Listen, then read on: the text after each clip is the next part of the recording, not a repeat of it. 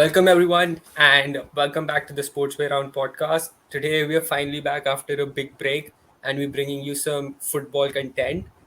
A lot has happened over the last few weeks. The last time we filmed the podcast, we were talking about how the Champions League would take place.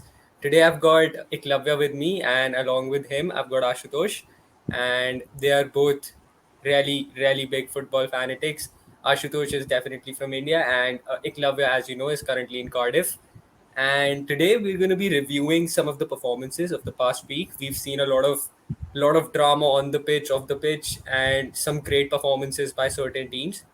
So first of all, Eklavya and Ashutosh, how are you both doing? Shivam, thank you for the lovely introduction, and I definitely have to agree there. Football has come a long way since we last spoke.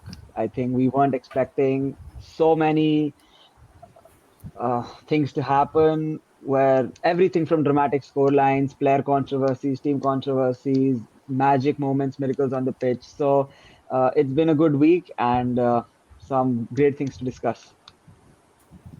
Yeah, I'm good, but considering the team I support and everything, not really amazing. But yeah, it's all part and parcel of the game. So we have to accept it and move on. But it's always an amazing feeling to watch the game, the beautiful game. It always gives you something different, something more, and it always leaves you wanting more for that. So anyway, still looking for a great Champions League week. Yeah, I mean, definitely the beautiful game gives you a lot of different moments. It certainly gave us a lot of different moments this week. First of them being Pep Guardiola finally wins against Thomas Tuchel. Finally he beats Chelsea. It was not a very emphatic victory. It was 1-0, but you know Manchester City have finally got gone past this hurdle of beating Thomas Tuchel and his men. So what did you make of it? How was the team performing when it comes to both Manchester City and Chelsea? Do you think that there are some irregularities when you look at both the sides, considering that they are probably the favorites to win the title this season? I mean, heading into the game, I thought Tuchel had it in the bag. Pep, it was just going to be another one, another loss for Pep against Chelsea. But when you actually watch the game, definitely the first half was very boring. I think right until up the goal, and after that, the game was. Yeah, I'm not going to say end to end. It was the game was honestly very boring. I think City and Chelsea are both amazing sides, and they're both going to battle it out for the number one spot. Uh, but that game, it was anyone's game to win. I think I can't say that City were the better side. I can't say Chelsea were the better side.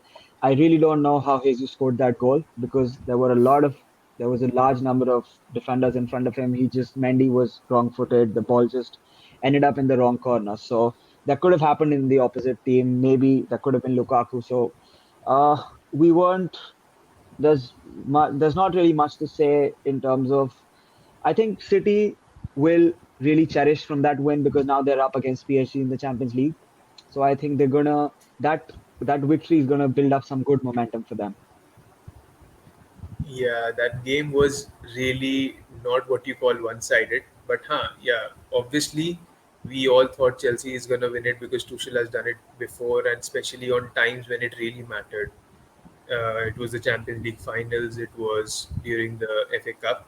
So yeah, he has won it when it mattered, but still Pep got his way last time, and I think it's an important boost for them heading into Champions League.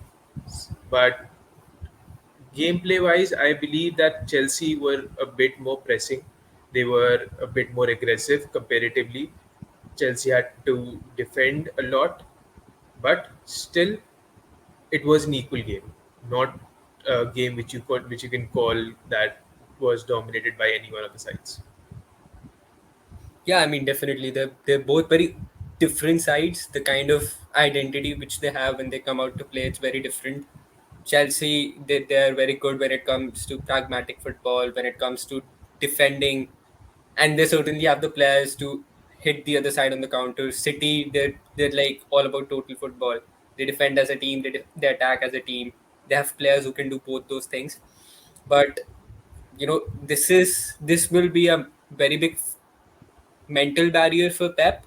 He had never done it against Tuchel. He's done it against every manager, but he hadn't done it against him. And now that he has, I think it gives him a big boost against PSG, because that is a jaw-dropping game. The Oil Clasico, we've discussed it already. It's going to be a big, big game. And I just think that, City, when you compare them to PSG, they are the better team. And now now they're in a even better situation because they just won against Chelsea. Yeah, I think heading into the game, I had this thought in my mind that whoever wins the game today is going to end up winning the league. But after the game, I don't feel the same way because, like I said, the game was just you couldn't have predicted a winner there because no team really wanted to win. So, yeah, I think the league is still out for both of them to win or lose. But I think Pep, yes, definitely is going to be a great boost for him and the team. This time, Premier League is going to be a really tight competition, I believe, considering the points table that is now. It's just a 1 point gap between four people competing for the top spot. Like Liverpool's already on the top with 14 points, and the rest, there are four more teams with 13 points, I believe. So that is a tough competition. It's not going to be as easy as it has been for the past 2 3 years, with teams dominating the league. But still, it's just the start, and I guess there's still no clear winner. There are still a lot of competitors for the Premier League. There could be Chelsea, United, Manchester City, even Liverpool. So I'm not counting out anyone, and I'm not going to place my bet on anyone winning the league this year. Yeah, but speaking about PSG, a few irregularities there during this week. A little bit of tension in the squad. I mean, I kind of expected this after seeing the kind of people that they were buying this season. Everyone has their own kind of pedigree which comes with them. And we saw a bit of that this week, not once but twice. First of all, we're going to talk about the big man. You generally don't see this from Lionel Messi. I have honestly seen it probably once or twice during his whole career at Barca. But boy, he was not happy to be taken off. He was having none of it, and he didn't celebrate the team score, Uh, and that is something I don't expect from him. I I certainly mean, don't. yeah, so I mean, understandably, PSG were not winning, and you take one of the best players in the world off the pitch with 14 odd minutes to go. He is going to be disappointed, and I understand his reaction, but I think the media escalated it a bit. But also, Messi has to understand that it's the manager's call. I mean, all my love and respect for Messi, but if the manager wants fresher legs there, fresher legs will go there, do the hard bits, they will run the pitch.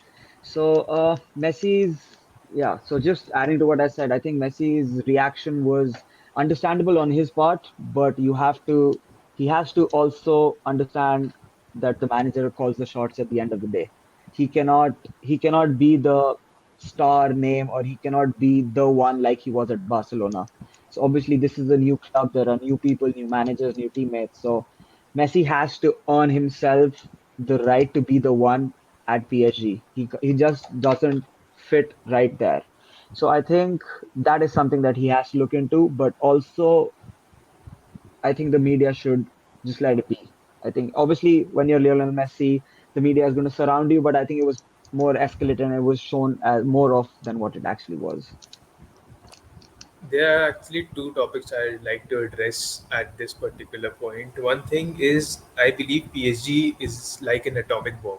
You have all the elements that could blow up any team in the world.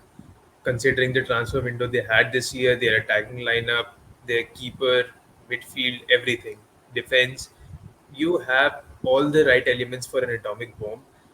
It's just all dependent upon the manager, the person who is handling that bomb, that how and when he's going to make it explode. It could ended up blowing up in his own hands, or it could be in the enemy's territory. So I believe Pochettino has not really been the best person to work out the attacking prowess that they have. We have all seen that against the last Champions League match of PSG against Club Brugge. Like considering a team like Brugge and PSG, you should not be having a problem dealing with them. So he obviously lacked something there.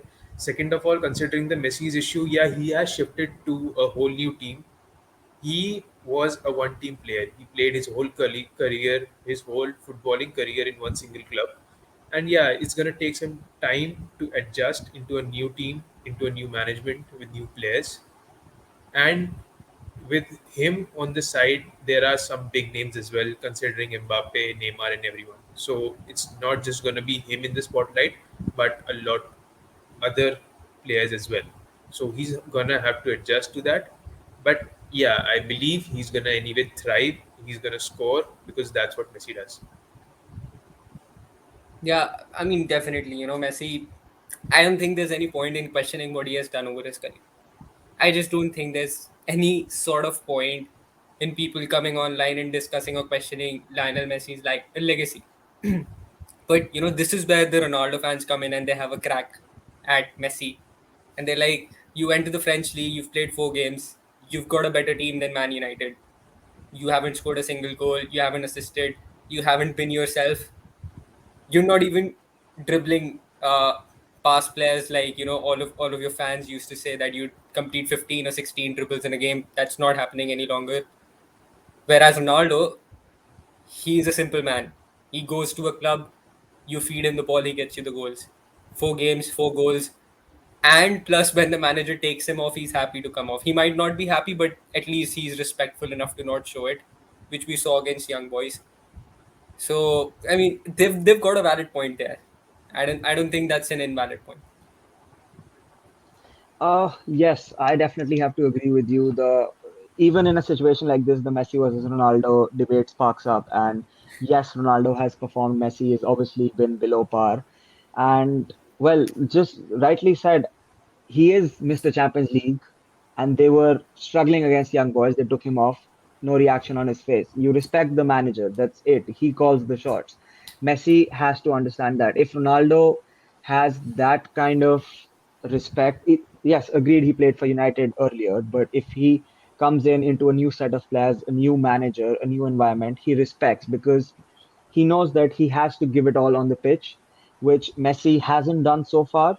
So even if the manager takes him off, agreed, understandable. Messi, even if you're Lionel Messi, you're not playing well, you sit on the bench until you perform well. Yeah, that is a very valid point. What Eklavya said. You, if you're not performing, you have to sit out the match. There is no exception because obviously no player is bigger than the club or those 3 points that you get while playing that game. If a manager feels that maybe someone can replace you and get those 3 points, then you must respect that decision. And I believe in that match against PSG, they did get 3 points after he was replaced when Icardi scored the winner. So yeah, it was a good decision, and maybe the media hyped it a bit too much than it was intended to be. But obviously, with players like Lionel Messi or Cristiano Ronaldo, you always have those paparazzis, those medias swarming you for news, for anything spicy, just to get your attention. So it's all part and parcel.